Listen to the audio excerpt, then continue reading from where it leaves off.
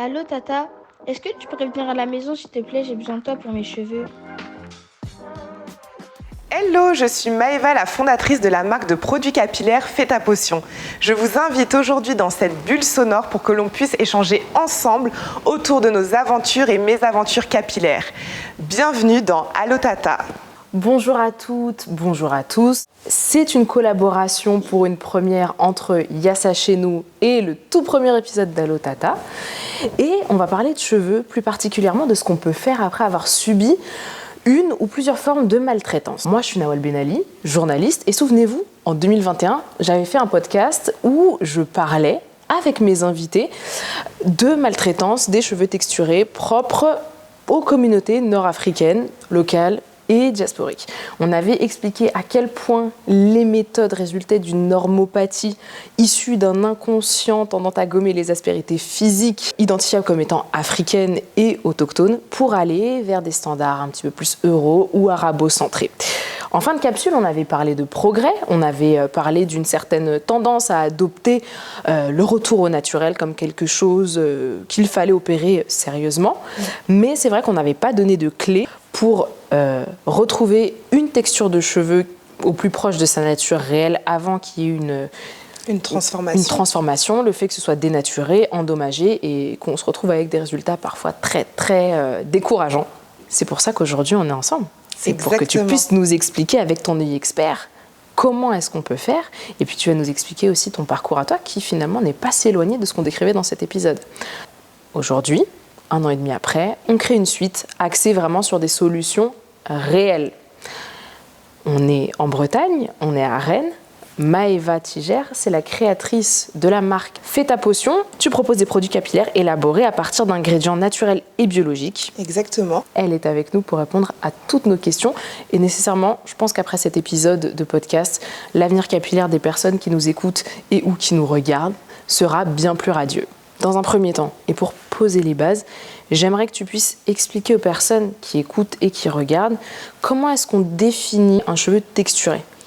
C'est simple, un cheveu texturé en fait c'est tout simplement un cheveu qui n'est pas lisse. C'est un cheveu dans lequel on va trouver du mouvement et donc c'est un cheveu qui va être ondulé jusqu'à crépus. Donc c'est quand même assez large. Très large. Un cheveu texturé, c'est tout ça. C'est tout ce qui n'est pas lisse en fait. C'est tout ce qui n'est pas lisse. Et dès qu'il y a du mouvement, on peut considérer que c'est un cheveu texturé. Comme on va parler de solution, j'aimerais qu'on parle de maltraitance et de manière de maltraiter un cheveu texturé. Beaucoup de personnes qui ont des cheveux texturés ont connu plusieurs types de maltraitance au cours de leur existence capillaire. Toi, c'est quoi ton parcours avec tes cheveux et c'est quoi ton rapport à la maltraitance capillaire ?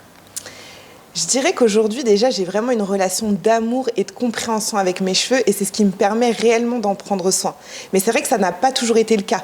Et loin de là, d'ailleurs. Moi, j'ai commencé très tôt à détester mes cheveux, clairement. Je pense que ça venait du fait, au début, que je n'avais pas de représentation réelle autour de moi. Mes 2 grands frères avaient les cheveux texturés, certes, mais toujours très courts. Ma mère, donc la seule à nous élever, avait les cheveux lisses. Mes copines avaient surtout les cheveux lisses ou tressés. Donc c'est vrai que pour trouver ma place en fait au milieu de tout ce monde-là avec mes cheveux bouclés, c'était un petit peu compliqué. Et je les ai lissés d'ailleurs très tôt. Tu sais, la seule référence vraiment que j'avais en termes de cheveux bouclés, je crois que c'était Louis XIV à l'époque, clairement. Je m'attendais pas du tout à cette référence. Ouais, okay. Tu vois, c'est vrai, hein, parce que qui avait les cheveux bouclés à l'époque ? Franchement, à part moi dans mon école et Louis XIV pendant les manuels scolaires. Non mais vraiment. Donc tu vois, la seule représentation que j'avais, finalement, c'était celle-là. Donc, en plus, c'était même pas ses vrais cheveux, c'était une perruque. Et en plus, mais tu vois, comment tu peux te sentir jolie avec tes cheveux bouclés et réellement les accepter ? Tu vois ce que je veux dire ? Bien sûr. Donc je suis passée directement et très vite en fait au lissage, au fer à lisser au tout début. Je me rappelle, donc j'avais 11-12 ans, je dirais, la première fois où j'ai lissé mes cheveux. Je me rappelle même avoir fait un caprice à ma mère pour acheter un fer à lisser. Mais le plus pourri, en plus, le Babyliss que tu avais avec les points sur la carte de fidélité, qui fonctionnait pas du tout. Donc finalement, je suis passée très rapidement au défrisage, donc à peu près à l'âge de mes 13 ans. Et tu vois, c'est vraiment aussi la période où on est au collège. C'est le début collège et c'est un monde un peu cruel où tu dois forger ton identité, te faire accepter des autres. Et donc, je pense que c'était aussi la manière la plus facile pour moi, un peu d'être acceptée, de vivre bien mes années scolaires à ce moment-là. Ça a tué complètement mes cheveux. Vraiment, j'avais les cheveux C'était quel super type de secs. défrisage? Enfin, t'avais trouvé le kit en supermarché? Enfin, c'était quoi? Pas du tout, je suis allée chez une coiffeuse et à l'époque, ça n'existait même pas les lissages brésiliens. En fait, ce qui existait, c'était vraiment des défrisages. Et tu sais, c'est quand la coiffeuse te dit, dès que ça pique, on enlève. Hein. Ah ouais, ok, ouais. En fait, dès que ça pique, c'est que c'est déjà trop tard. C'est ça. Déjà trop. Mais dès que tu appliques, c'est que c'est déjà trop tard. La vérité, c'est ça.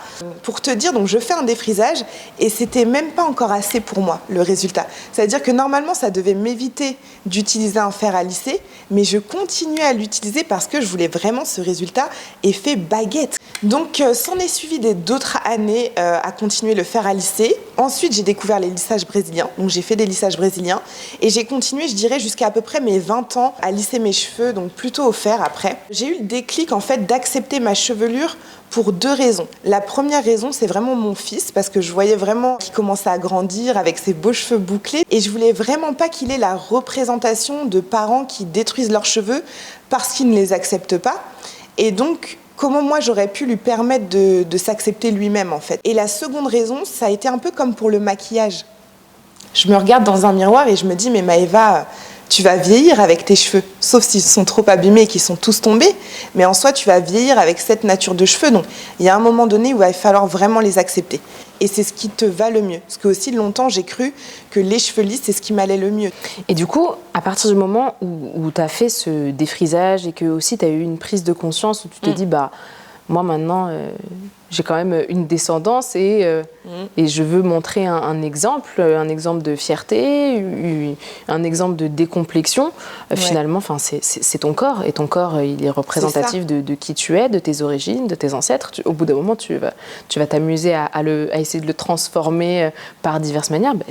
Ça n'effacera pas qui tu es ni tes aspérités finalement. Il y a toujours quelque chose qui va te trahir, donc autant s'assumer pleinement. Exactement. Et comment est-ce que tu as fait à partir du moment où tu t'es dit « Ok, j'arrête tout ça, mes cheveux, je vais vraiment en prendre soin et je vais essayer de retrouver ma réelle nature ». Et déjà, est-ce que tu la connaissais réellement? Parce qu'en plus, quand tu es enfant, adolescent et après à l'âge adulte, le cheveu, même sans processus chimique qui entre en ligne de compte, peut totalement évoluer. Il peut Donc, changer. quelle a été ta démarche de récupération?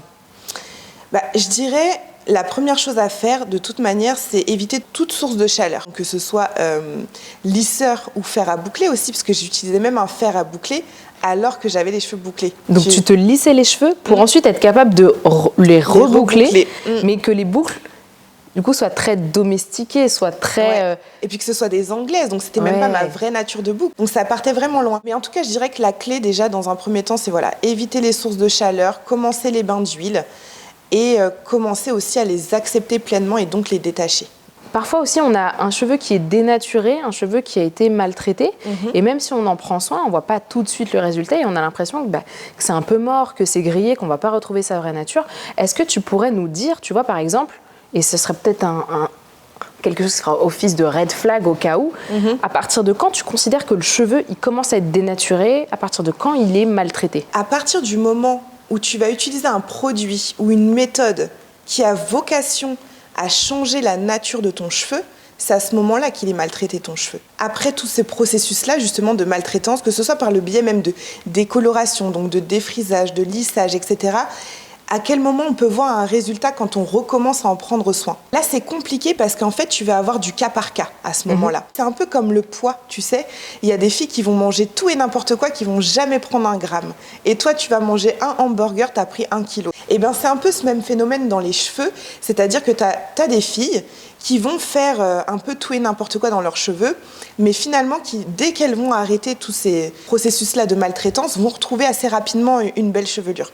Et tu as d'autres personnes qui vont se retrouver avec des cheveux tellement fragilisés qu'il va falloir couper leurs cheveux, soit progressivement.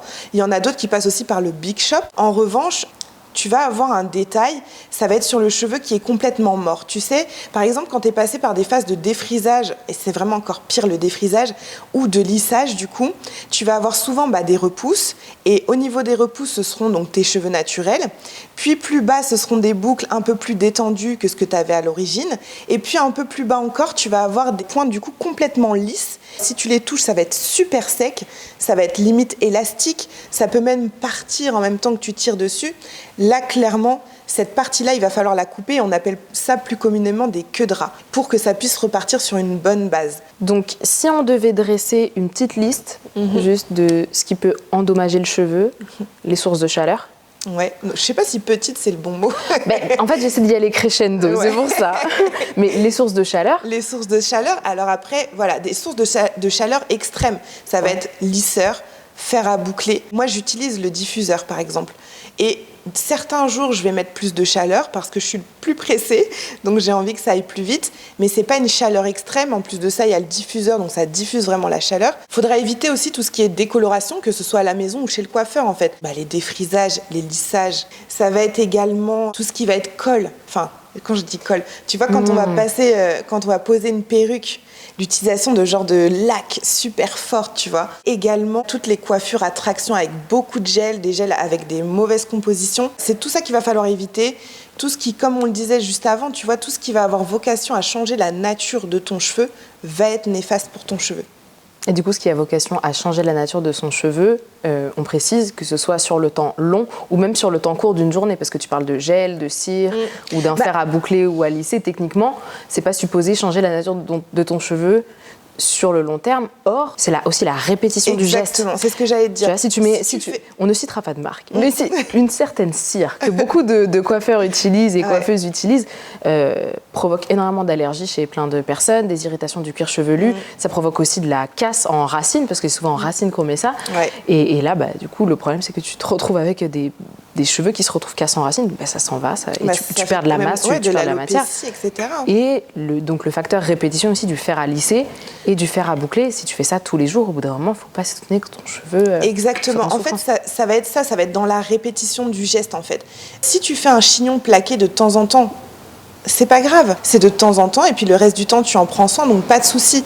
Mais si tu fais un chignon tous les jours, que la seule fois où tu enlèves ton chignon, c'est pour refaire ton chignon, là, ça commence à faire beaucoup. Moi, j'aimerais qu'on parle des nouveaux lissages. Donc, les lissages brésiliens, tanin français, tu m'as dit indien, mais tous ces types. Bio aussi.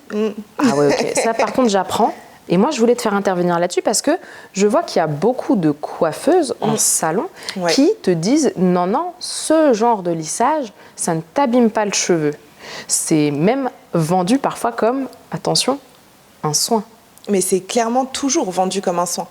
Alors, toujours oui et non. Déjà, il y a en salon et il y a aussi pas en salon, tu vois, il y a des praticiennes du coup qui n'effectuent pas ça en salon forcément. J'ai discuté d'ailleurs avec une amie à moi qui pratiquait elle-même le lissage, je crois que c'était des lissages brésiliens qu'elle faisait, et on avait pu identifier plusieurs types finalement de professionnels qui justement croient fermement que le lissage c'est un soin. Donc déjà on va vraiment poser le fait que le lissage n'est pas un soin. Et elle le dit en face caméra. Exactement. Même si on vous dit que c'est plus doux, même si on vous dit que c'est bio, ça n'existe pas. Un lissage qui est bon pour un cheveu, ça n'existe pas. Et donc, on a identifié plusieurs types de professionnels qui arborent ce discours-là. Tu vas avoir la première professionnelle, en fait, qui, pendant son parcours, on lui a répété que le lissage, c'est un soin. Quand elle va retransmettre cette information, en fait, à sa cliente, elle est persuadée que le lissage, c'est un soin, puisque c'est ce qu'on lui a appris. Et puis, elle n'est pas partie chercher plus loin. On va avoir un autre type de professionnelle qui, elle, ça va être plutôt la mythomane. C'est-à-dire... non, mais oui. Okay. Dans le sens où elle sait exactement que c'est pas bon pour les cheveux. Elle le sait. Mais elle va pas le dire parce qu'en fait, il y a une forte demande. Donc, clairement, elle va le faire pour l'oseille, en fait. Donc, s'il y a de la demande, elle va répondre à la demande. Elle sait que c'est pas bien, mais elle va quand même mettre en avant que à l'intérieur de mon soin, il y a de la kératine, il y a des ingrédients bio. Enfin, tous les ingrédients qui seraient dits bons pour les cheveux, elle va les mettre en avant. Et enfin, tu as vraiment la professionnelle qui est, je dirais, un peu plus honnête, qui avertit sa clientèle que c'est néfaste pour le cheveu, c'est néfaste également pour la santé, mais chaque partie connaît la conséquence en fait. Donc il y a de la demande, je réponds à ta demande, tu sais que c'est néfaste, je sais que c'est néfaste, mais on va le faire quand même. Et c'est un peu comme l'industrie du tabac. C'est marqué « fumer tue », mais il y a des fumeurs, ils vont fumer, il y a une demande, ils répondent à la demande, tout simplement. Maintenant, ce qu'il faut vraiment retenir, c'est qu'à partir du moment où ça dénature, c'est pas bon pour le cheveu. Enfin, c'est comme les crèmes éclaircissantes. Si ça dénature ta mélanine, c'est que c'est pas bon. Si ça dénature ton cheveu, c'est que c'est pas bon. Je trouve que c'est un parallèle qui est très intéressant. Peut-être que si je peux me permettre de rajouter une dernière catégorie de professionnels qui te font le soin, et ça, c'est probablement ce que tu auras entendu dans mon épisode de podcast. Je m'étais rendue dans un salon et on m'avait justement appliqué un truc au tanin. En fait, elle m'a appliqué ce lissage-là à mon insu, en me disant non, c'est un soin pour les cheveux bouclés, c'est un masque. Ah, t'as dit c'est un masque. Parce que moi, je suis allée. T'as vu, moi, fou quand même. Pour elle, tu vois, mon cheveu, c'était pas bon. Je lui avais juste dit, et je veux ressortir de là, sans brushing, avec mes cheveux bouclés naturels. Ah, tu lui as dit quand même. Elle m'avait dit ça. J'avais écouté en faisant ton podcast. C'est ça que tu lui as dit, je veux ressortir avec mes boucles. Ouais. Et moi, c'est ça que je trouve fou. Et tu sais que c'est pas la première fois que j'entends ça. Moi, j'ai reçu des messages aussi en ce sens. Par exemple, je suis allée dans un autre pays. Enfin, j'étais dans mon pays d'origine. Là, en l'occurrence, c'était l'Algérie, il me semble. Donc, j'étais en Algérie. Mais c'est fou. Je suis partie chez une coiffeuse. Ouais. Et je lui ai demandé de me faire un soin, et pareil, je suis ressortie avec un lissage. Et moi, je trouve ça dingue. Je me dis, mais alors là par contre, c'est la pire catégorie. C'est-à-dire qu'en fait, à quel moment tu te permets, en tant que professionnel, enfin, je ne sais même pas si on peut appeler ça des professionnels, du coup, de dénaturer le cheveu de quelqu'un sans lui dire, sans lui demander, et de prendre cette décision-là à sa place, tout en sachant que ça... En fait, je ne sais même pas s'ils se rendent compte des conséquences sur le long terme pour la personne. Parce qu'au-delà de l'esthétisme, tu vois, on peut parler aussi des composés chimiques à l'intérieur de tous ces produits-là. Enfin, à l'intérieur des lissages, il y a quand même des perturbateurs endocriniens. Un perturbateur endocrinien, c'est quelque chose qui va dérégler ton cycle hormonal. Quand on dérègle son cycle hormonal, on peut même avoir des troubles thyroïdiens. Avoir un trouble thyroïdien, ça peut conduire à prendre un médicament chaque jour du restant de sa vie qui va te faire avoir des problèmes cardiaques, donc potentiellement te faire mourir plus vite, te faire avoir des pertes de cheveux, des prises de poids. En termes de conséquences, les gens ne se rendent pas compte. Et ça, on en parlait un petit peu tout à l'heure aussi, c'est le fait de se voir à un instant T. Ah, je suis à cet instant-là, oh, je suis jeune, oh, c'est joli, oh, mais de toute façon, ça va faire quoi? Je rééchange en tout cas avec des femmes qui se sont dit à un moment donné de leur vie, ça va être mieux pour moi de faire un lissage parce que les cheveux bouclés, c'est trop compliqué. Ce qui était vrai quand même à une époque. Elles ont perdu des cheveux, elles ont des trous dans leurs cheveux, le cheveu il est gras tout le temps, elles ont plus du tout de masse, elles savent plus quoi en faire. Leur féminité du coup, elle est un peu biaisée, il y a une perte de confiance en soi, enfin, ça a tellement de conséquences, on se rend pas compte sur l'instant T. Mais je trouve ça bien que tu poses ces mots-là là-dessus, sur le fait qu'il y a l'instant présent et sur le temps long, il peut vraiment y avoir un effet boule de neige et des conséquences. Ces personnes-là, je ne sais même pas si elles sont au courant de la composante qu'il y a dans leurs produits. Parce qu'il y a aussi une manne financière, il faut se l'avouer, ça rapporte de l'argent. Moi, quand j'entends que... J'entends des 300 € pour un lissage. À un moment donné, la manne financière, elle prend le dessus, en fait. Mais ça, c'est sur tellement de sujets aussi dans la société. Elles veulent pas savoir parce que ça rapporte de l'argent. Parce qu'en même temps, elles peuvent faire une belle photo pour Instagram parce que regardez comment ça brille. Oui, c'est pour la première fois, c'est sublime, ça brille, c'est waouh, c'est tout ce que tu veux.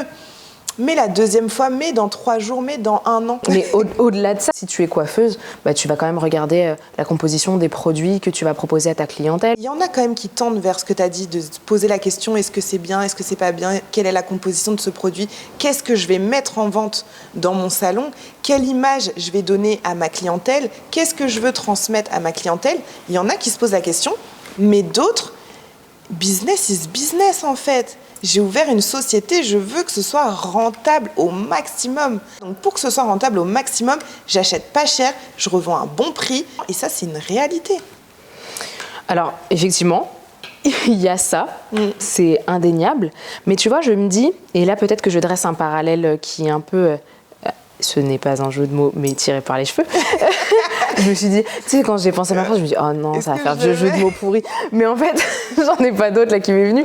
Mais tu vois, par exemple, tu parlais des décolorations qui peuvent vraiment avoir un effet hyper néfaste sur le cheveu, et notamment des personnes très brunes qui veulent devenir très blondes en un passage chez le coiffeur. Ça m'est arrivé, j'avoue, je plaide coupable. Mais qui n'a pas fait ça? Qui n'a pas testé? Non, mais je te jure. Je pense que beaucoup de personnes ont testé. Mais tu vois, par exemple, aujourd'hui, tu vois beaucoup de coiffeurs justement qui coiffent des cheveux texturés, qui ont conscience aussi des aspérités de nos cheveux, de leur fragilité, etc. Et qui proposent de décolorer les cheveux, d'avoir des teintes plus claires, avec des méthodes qui sont beaucoup plus adaptées pour que tu te retrouves pas avec un cheveu beaucoup trop agressé, comme ça aurait pu être le cas, je sais pas, il y a une dizaine d'années. Donc tu vois, quand même, dans la recherche de quelque chose qui va être moins agressif, que ce soit dans la méthode ou même dans les types de produits, des coiffeurs quand même se renseignent. Donc, et tu vois, je me dis, tu vois, pour le lissage, est-ce que on n'a pas envie d'opérer? Parce que je pense que de tout temps, il y aura des personnes qui se disent, ah ben non, je suis pas satisfaite avec ma nature de cheveux. Moi, je préférerais avoir les cheveux lisses pour X ou Y raison. Donc, est-ce que tu penses qu'il n'y aura pas une volonté des professionnels d'essayer de trouver, on va dire, un compromis? Vrai, je pense quand même qu'il y a des professionnels qui vont vers des, entre guillemets, bons produits par rapport au lissage. C'est compliqué pour moi de dire qu'il y a des bons produits par rapport au lissage parce que j'ai tellement vu les dégâts causés après, même avec des professionnels qui disent utiliser des bons produits, que c'est compliqué pour moi. Donc, je pense que ça existe des formules avec sans formol, par exemple. Ça existe. C'est pour ça que moi, je te parlais pas de bons produits pour lisser les cheveux. Moi, je te parlais peut-être de compromis. C'est pour ça que j'ai vraiment parlé de compromis. Après, tu vois, je suis sceptique en fait sur le compromis, quoi. En fait, je suis sceptique sur le fait qu'un produit qui a vocation à changer ta nature de cheveux peut être un minimum bénéfique ou que tu puisses trouver un compromis. Donc peut-être que oui, si tu le fais une fois, tu vas retrouver ta nature quelques mois après. Mais pareil, on est dans ce truc de répétition. On va faire un autre petit point red flag. Mais après, il y aura aussi des flags. Quelle couleur on va leur donner? Green flag? Ouais. Mais il y aura des green flags aussi. Donc... Et des pink flags. Ouh. J'aime bien le rose. Ok, mais oui, comme ton élastique en satin. Exactement. Mais j'aimerais peut-être qu'on puisse donner à nos auditeurs et à nos auditrices peut-être des red flags, on va dire les principaux, tu vois, en termes d'ingrédients dans les lissages qu'on va proposer. Tu vois, on va dire une liste peut-être de 3 produits qui pour toi sont vraiment hyper dangereux. Et si tu vois ça dans la composition, ça équivaut à un fuyez, c'est mieux. Si vous voyez déjà le mot formol, c'est à fuir. Le mieux, c'est quand même de regarder sur Internet, tu tapes perturbateurs endocriniens, tu vas avoir vraiment la liste justement des pires perturbateurs endocriniens que tu peux trouver dans la cosmétique. Et comme ça, tu te fais une capture d'écran, tu la glisses dans ton téléphone et tu sais que si tu vas chez le coiffeur et que tu oses en tout cas demander à ton coiffeur, est-ce que je peux avoir le flacon pour regarder la compo? Si tu retrouves ces produits-là, hop, tu sors et tu vas chez un autre coiffeur. Mais le mieux, c'est quand même de ne pas faire de lissage, tu vois. Et de vraiment garder à l'esprit que le lissage, c'est pas un soin, c'est un facilitateur de coiffage. Et c'est une nuance qui est très, très, très appréciable. Merci beaucoup. Alors, c'est vrai que là, on a parlé de ce qui était très négatif. Et là, on va opérer une petite transition vers la solution, le positif et des horizons beaucoup plus fastes. Ouais. Tu vois, alors, c'est bon, on en a marre là, des trucs négatifs. Donc, dis-moi. On va parler de transition. Une fois que un ou plusieurs lissages chimiques a été opéré sur un cheveu texturé, qu'est-ce qu'on pourrait opérer comme premier geste pour essayer de retrouver ces boucles? Est-ce que tu préconises quand même de couper un maximum ce qui va être endommagé?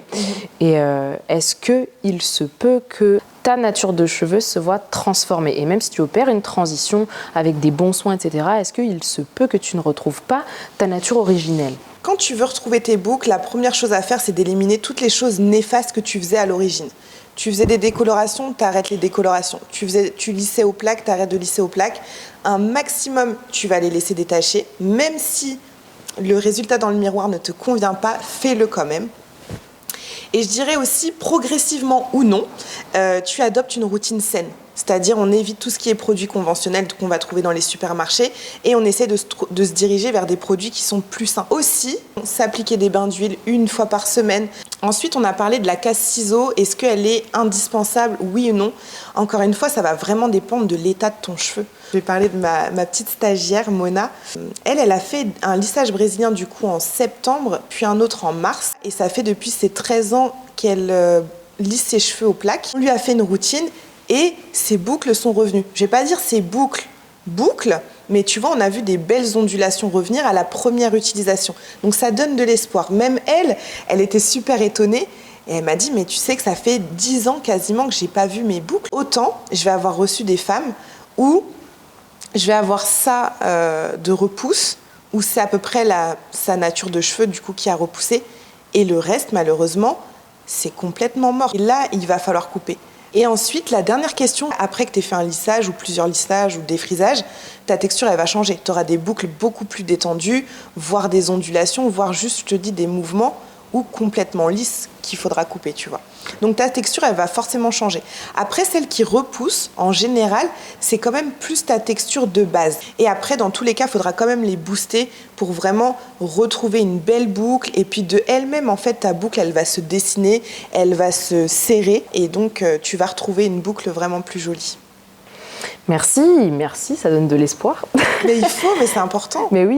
Et du coup, pour opérer une transition dans des conditions optimales, qu'est-ce que tu préconiserais? Et quand je te dis qu'est-ce que tu préconiserais, c'est des conseils qui peuvent être à la fois très pratiques, tu vois, donc sur des gestes à adopter, et ça peut être aussi psychologique, parce que, encore une fois, moi je te dis, quand j'ai fait cet épisode de podcast, il y a tellement de femmes qui m'ont écrit en me disant « Ouais, mais moi en fait ça me décourage, ou alors j'essaye des trucs mais j'y arrive pas, j'ai l'impression que j'ai pas les bons gestes, j'ai pas la bonne routine, pourquoi sur toi ça marche, sur moi ça marche pas ?» Tu vois, il y a aussi ce truc de comparaison à l'autre, et je pense que c'est bien aussi de voir ce qui a fonctionné sur les autres, parce qu'on essaye aussi à tâtons de récupérer quelque chose. Ça donne de l'espoir. Ça donne de l'espoir. Mais tu as parlé du fait que dans tous les cas, il faut s'armer de patience, c'est peut-être un des conseils que tu peux nous prodiguer, mais j'aimerais vraiment que tu puisses nous dire, pour opérer une transition dans les meilleures conditions possibles, qu'est-ce que tu dirais aux personnes qui nous écoutent? Pratique et aussi en termes de mindset, sur la longévité. Ouais. C'est du sport, c'est un mental.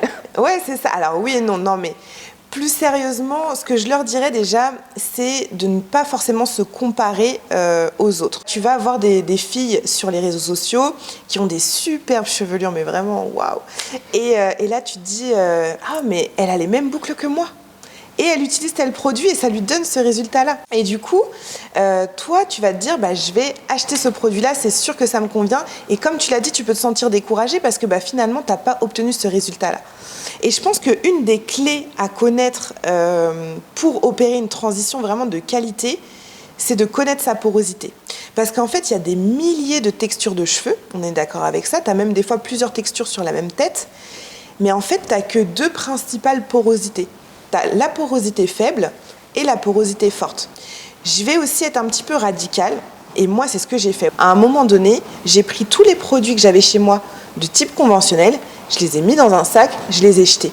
Parce que je me suis dit, en fait, je vais me forcer à utiliser quelque chose de naturel. Décision un petit peu radicale, on jette les produits qui vraiment ne correspondent plus avec notre état d'esprit de vouloir retrouver ces boucles de manière naturelle.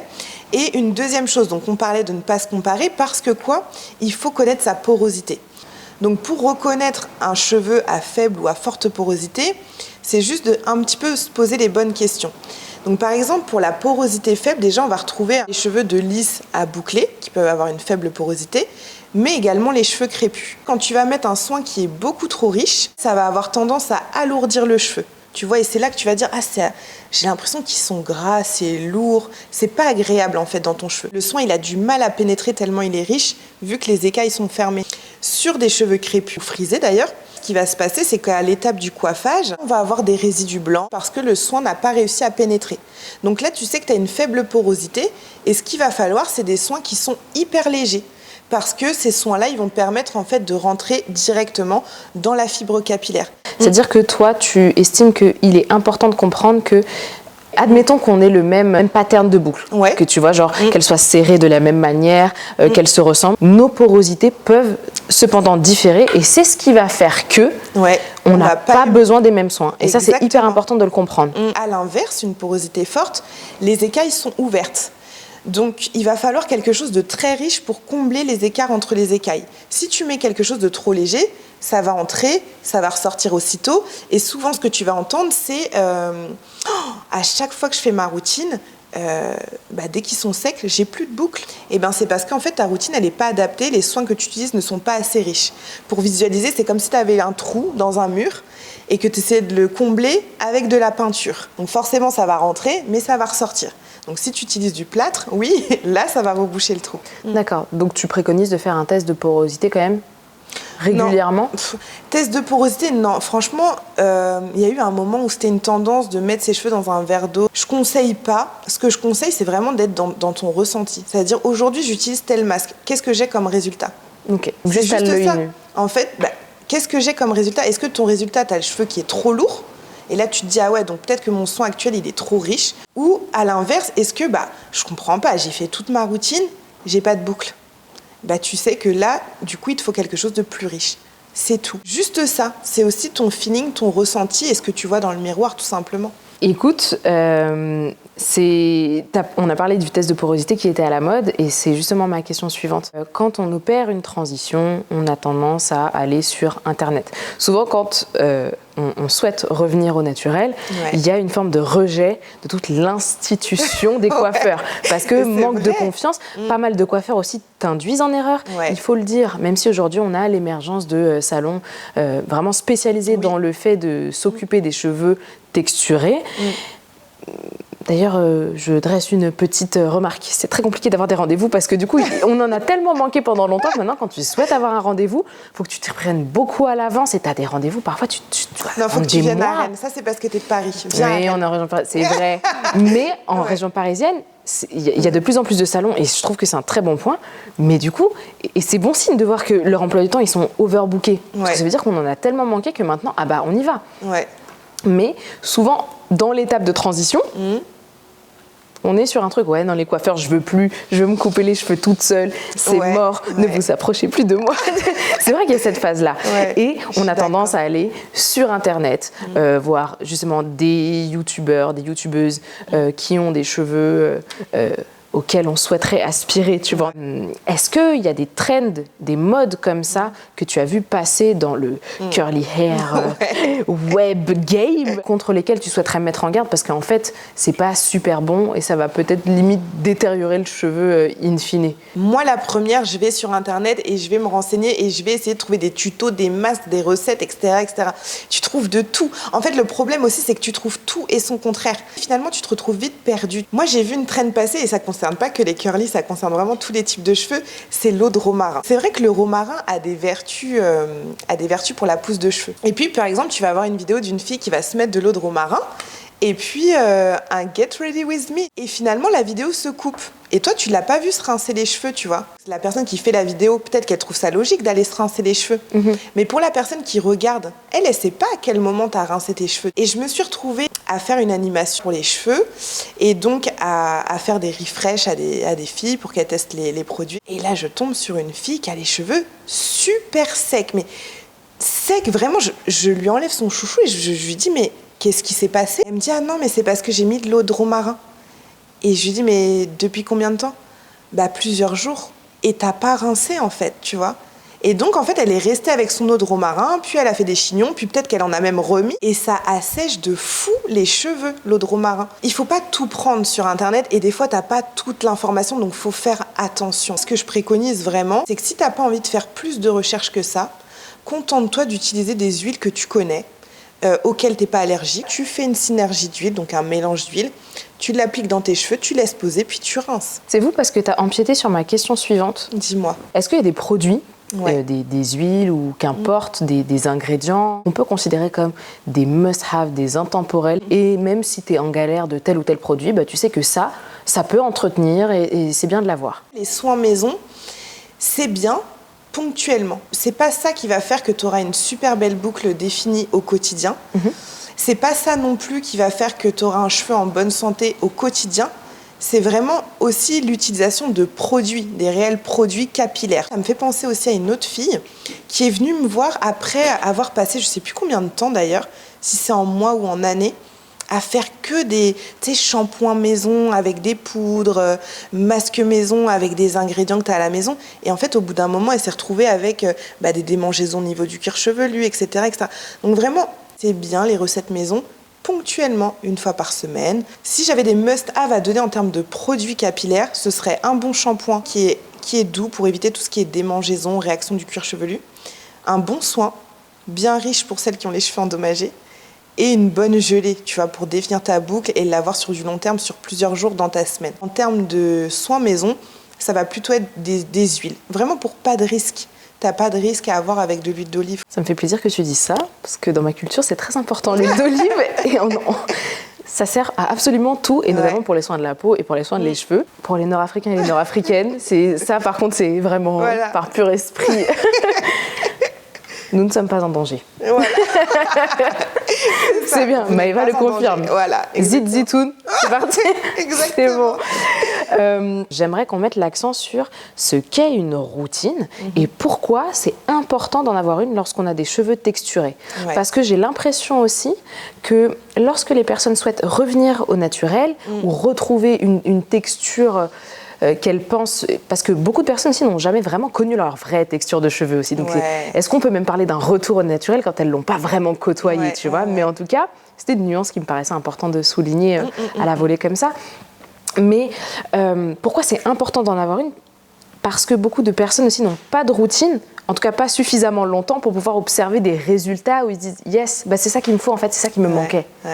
C'est quoi une routine et pourquoi c'est important pour les cheveux texturés? Déjà, je vais répondre au dernier élément de ce que tu viens de me dire. C'est que ne pas avoir de routine, c'est une routine. Ne pas avoir une routine, c'est le fait d'avoir une routine qui va en fait abîmer tes cheveux. Mais donc déjà, c'est quoi une routine? Ça va être plusieurs étapes. Mais c'est vrai que pour moi, c'était le flou artistique au début.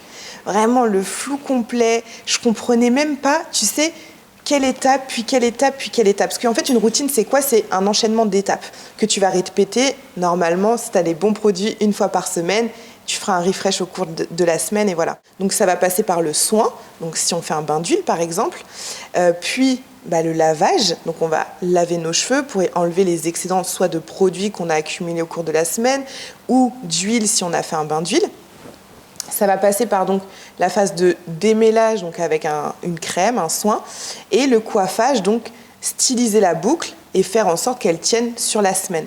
Le but d'avoir une routine, c'est aussi de se constituer un rituel bien-être et ça va permettre aussi de casser l'image de la corvée du cheveu. Quand tu as une bonne routine, que tu as compris comment fonctionnait ton cheveu, que tu as trouvé les produits adaptés, et bien finalement, c'est plus une corvée, c'est vraiment un rituel bien-être, tu es contente de le faire et aussi dans le miroir, tu vas être récompensée par l'image que tu vas refléter et c'est hyper important de positiver toutes ces choses-là. Parce que quand tu prends pas soin de tes cheveux, tu vas mouiller tes cheveux, puis tu vas faire un shampoing, et puis rien de spécial après, est-ce que tu vas être satisfaite réellement de ce que ça va refléter dans ton miroir? J'ai peut-être un contre-exemple qui peut être une exception. Dis-moi.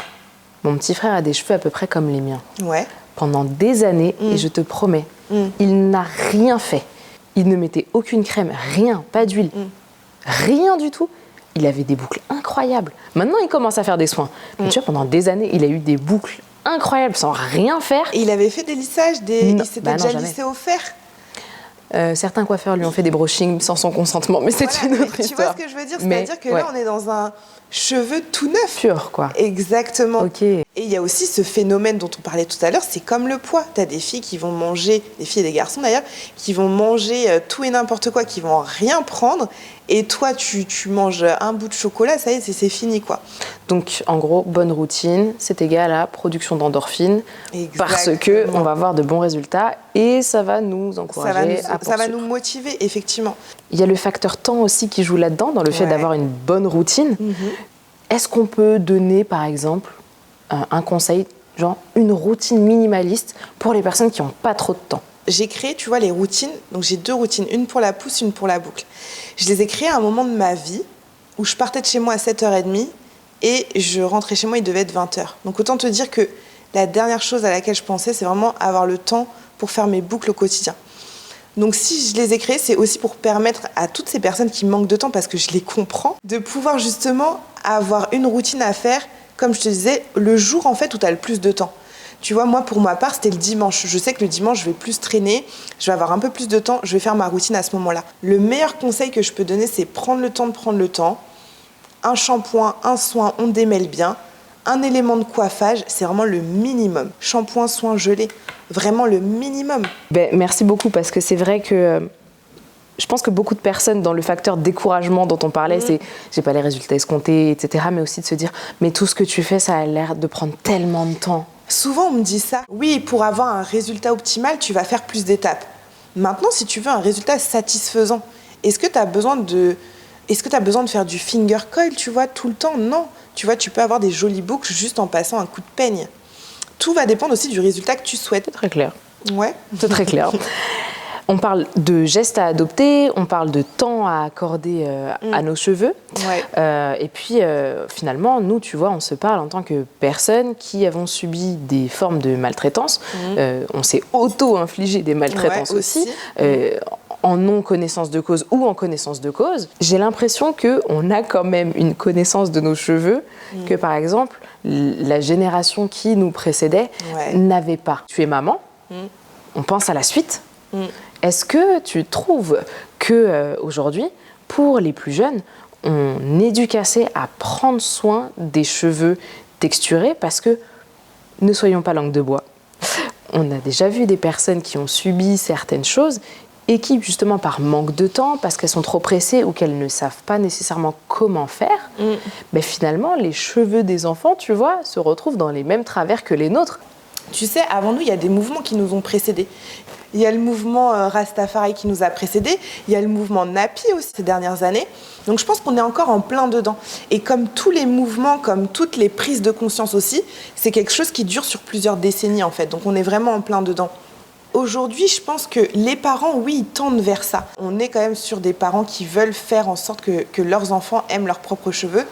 Il y a des parents aussi qui vont se trouver découragés. Tu vois, ils vont avoir plusieurs enfants, il y a le manque de temps, etc. Il y a le manque de connaissances aussi. Et donc, forcément, tu te retrouves avec des enfants de 8, 9 ans ou même moins, tu vois, avec des lissages dans les cheveux. Bon, ça, c'est un cas de figure aussi qui existe. Moi, je suis maman de 2 enfants.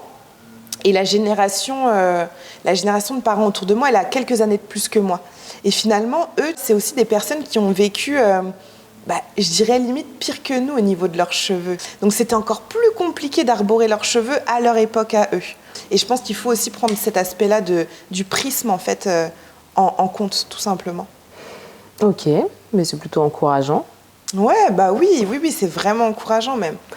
Dernière question, dans ce processus d'acceptation, de transmission des bons gestes, et finalement, moi, j'estime que c'est inculquer aussi l'amour de soi, l'amour de nous, de nos aspérités, de notre naturel, car il est valide tout autant que d'autres, voilà. Oui. Il y a nous, est-ce qu'on est capable de prodiguer à nos suites, aux enfants de notre entourage, etc. Mais ils ne sont pas toujours avec nous et dans des milieux qui sont très bienveillants. Il y a des discriminations, il y a l'ordre sociétal autour et puis on n'a pas une mainmise là-dessus. Donc, c'est encore d'actualité. Le chemin vers l'acceptation vraiment et ça va avec le pan racial, hein, c'est de toute façon la texture des cheveux. Mais comment est-ce qu'on peut faire pour que les plus jeunes, justement, ne soient pas tentés d'abdiquer face à des injonctions de la société, des moqueries, etc. La première chose, elle va se faire au sein du foyer. De quelle manière on va faire en sorte que l'enfant s'aime avec ses cheveux? Que le parent doit aussi, lui, valoriser son enfant dans toutes les conditions de son cheveu. Tu vois, une boucle, ça évolue. C'est-à-dire qu'à un moment donné, elle est super belle et puis au cours de la semaine, elle est un petit peu moins jolie, entre guillemets. Et je mets vraiment des grosses guillemets. Parce qu'en fait, une boucle, elle évolue naturellement. Tu vas faire en sorte aussi que lui-même se valorise. C'est-à-dire lui poser la question, alors comment tu te trouves? Tu te trouves beau, tu te trouves belle? Moi, je te trouve magnifique. Et en fait, le faire dire « je suis beau, je suis belle, j'aime mes cheveux », c'est hyper important. C'est hyper important. Deuxième chose, je vais te donner un exemple avec mon fils et ma fille.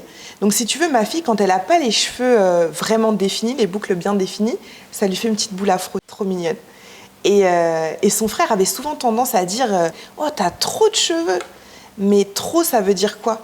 Donc je m'interroge et je me dis « mais si elle en a trop, ça voudrait dire qu'il faudrait lui en enlever ?» Donc je partage ma pensée avec mon fils. Je lui dis, tu vois, je trouve que le mot « trop » c'est péjoratif et que ça voudrait dire qu'il faudrait lui en couper si elle en a trop. Donc tu vois, je l'amène lui-même à s'interroger. Et on a corrigé ensemble cet élément de langage en disant « t'as les cheveux longs », parce que c'est ça en fait, elle a juste les cheveux longs, ou « t'as beaucoup de cheveux et c'est très joli comme ça ». Donc c'est aussi capter les nuances, corriger, amener à s'interroger et prendre conscience que les mots, ils ont un réel impact. La deuxième chose, donc, c'est plutôt par rapport donc, aux injonctions de la société, c'est de se dire à un moment donné, moi je peux faire l'éducation de mon enfant. Je ne vais pas pouvoir faire l'éducation des autres. Et là, je vais te donner une seconde anecdote. Mon fils, il aime avoir soit les cheveux courts, soit les cheveux longs. Vraiment, il vogue entre ses envies. Et à ce moment-là, il voulait faire des tresses. Donc, il a beaucoup laissé pousser ses cheveux et tout ça. Et il aimait beaucoup à ce moment-là, tu vois, prendre le peigne afro et bien peigner son afro et avoir une boule afro. Et un jour, il fait ça le matin. Et il vient me voir et il me dit, mais je sais pas si je vais oser aller à l'école comme ça. Je lui dis, pourquoi ? Il me dit, je sais pas si j'aurai des réflexions sur mon afro. Et je vais avec lui devant le miroir et je le regarde et je lui dis, est-ce que tu te trouves beau ? Et il me dit, oui. Je dis, est-ce que c'est pas l'essentiel ? Oui. Je dis, maintenant, si un autre garçon ou quelqu'un te dit, je te trouve pas beau, est-ce que c'est vraiment ton problème ? Tu sais, t'es ici, là, à la maison, tu te regardes devant le miroir, tu te trouves beau et tu trouves que c'est l'essentiel. Donc maintenant, si quelqu'un vient face à toi et te dit, moi, je te trouve pas beau, t'as juste à lui répondre que c'est son problème s'il est aveugle et qu'il n'a pas la capacité de voir ta beauté, en fait. Tu vois, tu fais changer de camp le truc. C'est-à-dire que c'est plus ton problème de recevoir le fait que t'es pas beau, c'est le problème de la personne, en fait, qui voit pas ta beauté. Toi, tu l'as vu. Quand t'étais devant le miroir, t'as vu que t'étais beau. Si l'autre en face, il le voit pas, c'est son problème à lui. C'est vraiment changer le prisme. Tu vois, tu changes d'angle de vue. Tu valorises, tu fais en sorte que lui-même se dise « là, je me trouve beau » et qu'en fait, ça va pas t'atteindre ce qu'on va te dire tant que toi, tu sais qu'à ce moment-là, tu te trouves beau. Et c'est le plus important. Il est rentré de l'école, alors on t'a dit quelque chose ? Oh, il y a peut-être un des garçons qui m'a dit « mais franchement, tu vois, ça m'a rien fait. » Et puis, j'ai passé ma journée super bien, tu vois. Et t'as réussi. Donc voilà, l'impact des mots, hyper important. Et comme on dit souvent, faut que la honte, elle change de camp, en fait. Et la honte, elle va changer de camp quand aussi les personnes qui ont des cheveux texturés, finalement, auront vraiment un socle de confiance suffisamment solide. Ouais. Mais dès le plus jeune âge, parce que nous, c'est vrai qu'on est parti avec une forme de... alors non, vous, on va vous lisser les cheveux. Ouais, donc c'est pas pareil, nous, on a construit ça après. Mais eux, c'est possible de leur insuffler dès le départ et pour qu'ils partent avec quelque chose de plus solide que nous. Et c'est peut-être là qu'on a envie de se dire qu'il y a quelque chose qui est en bonne voie. Exactement, je suis complètement d'accord. C'est toute cette déconstruction-là qu'il faut faire. Et même dans la tête des plus âgés, du coup, pour amener justement à toute cette réflexion auprès des enfants. Je suis complètement d'accord.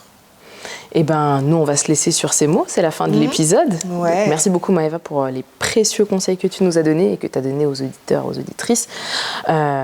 Merci. J'espère, en tout cas, que vous avez trouvé du sens à cet épisode et que ça vous aura donné davantage d'éléments si vous souhaitez entamer une transition. Et puis que s'il y avait des petites onces de découragement par-ci, par-là, que Maëva, avec ses conseils, aura réussi à tout balayer d'un revers de main. Et alors... là, nous, on va se laisser et pour les prochains épisodes, je ne serai pas là. Ouais. Mais je vous laisse entre les mains de votre tata. Ouais. Donc, vous pouvez bien sûr retrouver cet épisode sur toutes les plateformes d'écoute. Et puis, n'hésitez pas à donner de la force à Allo Tata en commentant et en laissant une note dans les sections dédiées.